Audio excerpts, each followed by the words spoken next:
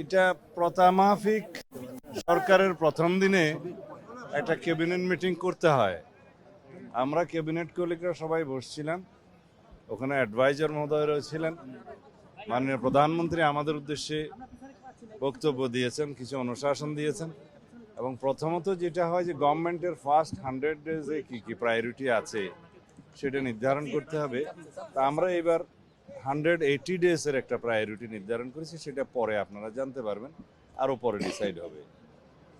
সরকারের অগ্রাধিকার বিবেচনায় আমরা প্রাথমিকভাবে দ্রব্যমূল্য নিয়ন্ত্রণে রাখা, আইনশৃঙ্খলা পরিস্থিতি আরও উন্নত করা এবং সরবরাহ চেইন আর কি সাপ্লাই চেইন ঠিক রাখা, আর বিদ্যুৎ এবং জ্বালানি সেক্টরে যাতে কোনো সমস্যা না হয়, গ্যাস এবং বিদ্যুতে, সেটার প্রতি লক্ষ্য রাখা। These are the priorities.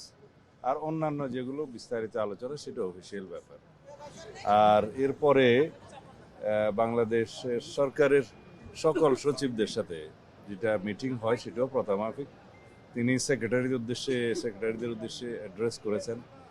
তাদেরকে তিনি বলেছেন যে জনগণ আমাদের ম্যানিফেস্টোর উপরে ম্যান্ডেট দিয়েছে, তো সুতরাং যেটা জনগণের ইচ্ছা, পিপুলস উইল প্রাধান্য পাবে। সেই হিসাবে according to constitution, according to law of the country এবং according to the rules of business, secretary এবং অন্যান্য সরকারি কর্মকর্তা সবাই যাবে এবং সরকারের সেই ম্যানিফেস্টো বাস্তবায়নের জন্য তারা আন্তরিক হবেন, সে আহ্বান জানিয়েছেন।